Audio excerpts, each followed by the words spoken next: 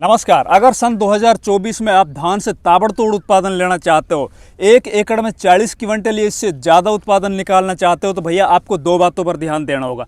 एक तरफ तो जहां आपको बेस्ट वैरायटी का चुनाव करना होगा, वहीं पे दूसरी तरफ जब आप नर्सरी डाल रहे हो तो नर्सरी आपकी एकदम हेल्दी, स्वस्थ और हरी भरी होनी चाहिए और वो 20 दिन के अंदर ही दूसरे खेतों के अंदर ट्रांसप्लांट हो जानी चाहिए। तो भैया आज मैं इस वीडियो में बात करूंगा दो विषयों के ऊपर। पहली बात होगी धान की वो टॉप बेस्ट वैरायटी है जिसके अंदर पोटेंशियल है ज़्यादा से ज़्यादा उत्पादन देने की, जिनका पिछले 2-3 सालों के अंदर सबसे ज़्यादा उत्पादन निकला था, तो वो कौन सी वैरायटी है वो बताऊंगा। दूसरा मैं आपको धान की नर्सरी डालते वक्त हमें कौन कौन सी सावधानियां बरतनी चाहिए और बढ़िया नर्सरी के लिए हमें कौन कौन से शुरुआत में खाद देने चाहिए, साथ ही नर्सरी के जो बीज हैं वो 100% तक किस तरह से अंकुरित हो, उसके लिए अपन को कौन से वो काम करने चाहिए। इन सभी के ऊपर आपको वो जानकारियां मिलेगी जो आज तक शायद आपको कहीं से नहीं मिली होगी। तो नमस्कार, मैं इंद्रपाल यादव, आप देख रहे हैं देश का सबसे विश्वसनीय फार्मिंग यूट्यूब चैनल देश की जान हमारे किसान। अगर अभी तक इस चैनल को सब्सक्राइब नहीं किया तो प्लीज़ चैनल सब्सक्राइब कर लीजिए।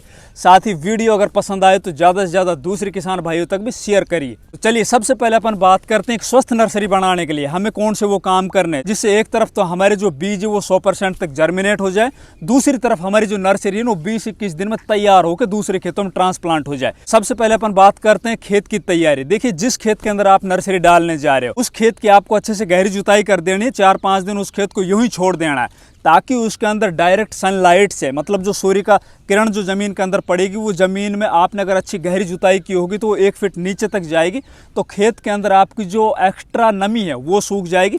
दूसरी तरफ आपके खेत के अंदर नेमाटोड, फंगस जनित जो भी बीमारियां होंगी वो एक तरह से सूर्य के प्रकाश से, गर्मी से ही वो खत्म हो जाएगी। एक तरह से अपन खेत को सोलराइजेशन कर लेंगे। फिर 4-5 दिन के बाद फिर अपन को उस खेत के अंदर रोटावेटर चला देना। अब रोटावेटर से क्या फ़ायदा मिलेगा, आपके खेत के अंदर जो पहले से बचे हुए पुरानी फसल के अवशेष है, जैसे कि आप गेहूं की फसल के ऊपर नर्सरी बनाने जा रहे हो तो उसके अंदर जो गेहूं के ठूठड़े होते हैं, जो गेहूं के जो पुराने अवशेष होते हैं या फिर किसी भी फसल के जो पुराने अवशेष होते हैं वो मिट्टी के अंदर अच्छे से मिल जाएंगे। अगर आप उन अवशेषों को मिट्टी के अंदर अच्छे से नहीं मिलाओ, जब उसके अंदर अपन धान के बीज डालेंगे तो एक तरफ तो धान के जो बीज अंकुरित होंगे ना उसके अंदर परसेंटेज कम होगी, दूसरी तरफ धान की जो नर्सरी है ना हमारी वो पीढ़ी होगी, उसके अंदर जो जड़ें हैं वो नीचे तक नहीं जाएगी। फिर इसके बाद अपन को खेत की जो है लेवलिंग कर लेनी है कंप्यूटर गोड़ी से, ताकि हमारे खेत का ऊंचा नीचा हिस्सा है वो एकदम समतल हो जाए। ये काम करने के बाद फिर आप उस खेत के अंदर जिस एरिया में आपको नर्सरी बनानी है उस जगह के अंदर आपको पानी भर देना है। पानी क्यों भरना है, देखिए भैया, पानी भरने से ना आपके लगभग 50% जो अनवांटेड खरपतवार के बीज है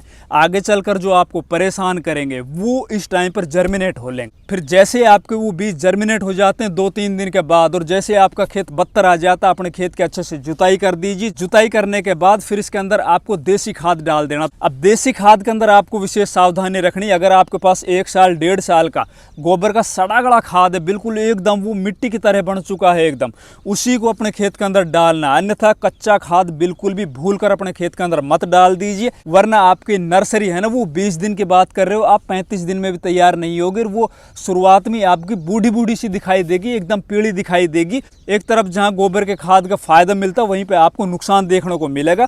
कोशिश कीजिए आपके पास एकदम सड़ा गला गोबर का खाद है तो ही डालिए, वरना आपके आसपास में अगर कोई वर्मी कंपोस्ट की यूनिट चल रही हो तो उसके अंदर से आप बढ़िया क्वालिटी के वर्मी कंपोस्ट का जो खाद है ना वो ला के अपने खेत के अंदर डाल दीजिए।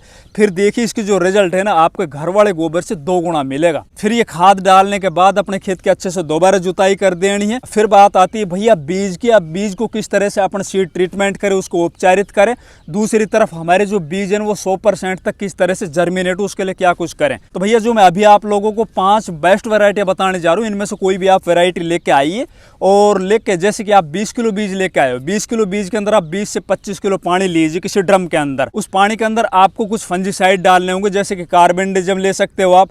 1 लीटर पानी के अंदर 2 ग्राम, जैसे आपने 25 लीटर पानी उस ड्रम के अंदर डाला है 20 किलो बीज के लिए, तो उसके अंदर 50 ग्राम आपको कार्बेंडिजम जो बाउस्टीन के नाम से आती है वो मिला लेना है, या फिर आप थाइफेनेट मिथाइल भी इसके अंदर मिला सकते हो 50 ग्राम, वही 2 ग्राम पर लीटर पानी के अंदर।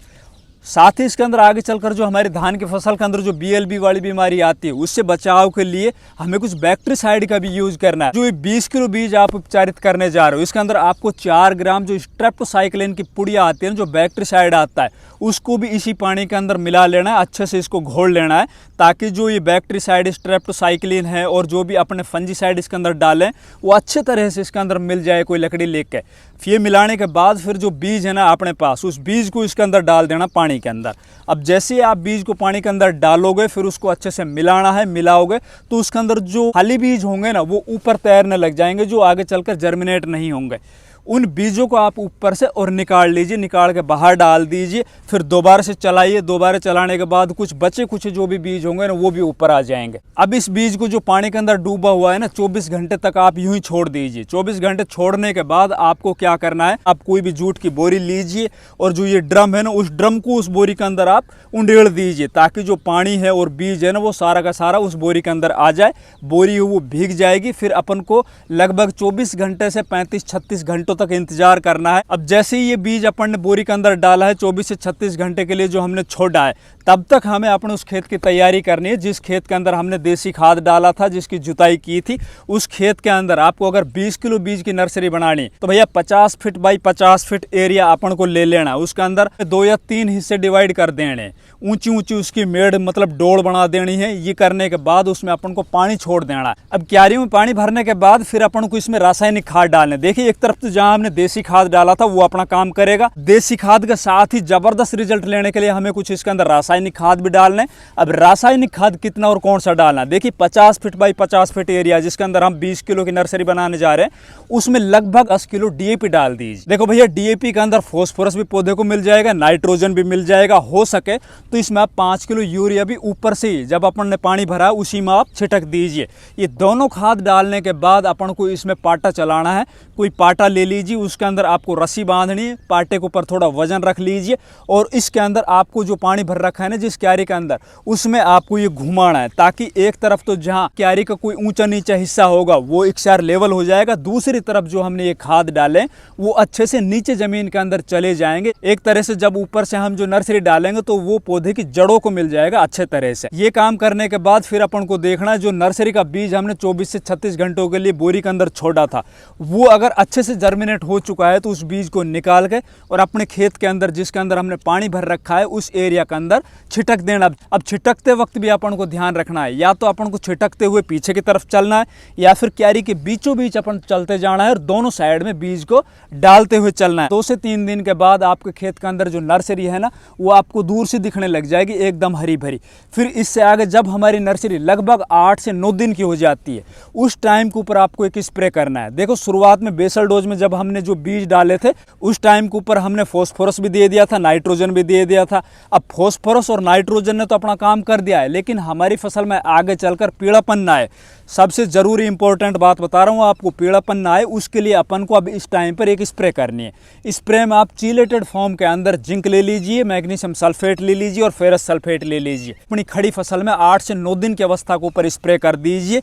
फिर देखिए आपकी जो नर्सरी है ना मात्र 20 दिन के अंदर एकदम झन्नाटेदार तैयार हो जाएगी, एकदम हरी भरी तैयार हो जाएगी। कोशिश कीजिए भैया अपनी जो नर्सरी है वो 20 से 21 दिन के अंदर तैयार होकर दूसरे खेतों में ट्रांसप्लांट हो जाए। अब बात करते हैं भैया इस वीडियो का सबसे अहम टॉपिक कि भैया हमें वो कौन सी टॉप वेराइटियां जिनको लेके अपने खेत में नर्सरी बनाने का ज्यादा उत्पादन हमें मिले। तो भैया मैं आप लोगों को कुछ 6 वेराइटियां बताता हूं। 2 परमल की वेराइटियां हैं, 2 बासमती की वेराइटी और 2 हाइब्रिड की वेराइटियां। पहले बात करते हैं भैया हाइब्रिड वेराइटी। देखिए अब की बार पंजाब और हरियाणा के अंदर सबसे ज्यादा जो ट्रेंडिंग में जो वेराइटियां चल रही है, पिछले साल जिनका सबसे ज्यादा उत्पादन निकला था तो वो एक थी सवाना कंपनी की 7501 और दूसरी थी सवाना कंपनी की ही 7301। मतलब सबसे ज्यादा पॉपुलर और सबसे ज्यादा डिमांडेबल अगर कोई हाइब्रिड वेराइटी अब की बार तो सवाना की ये दोनों वेराइटियां।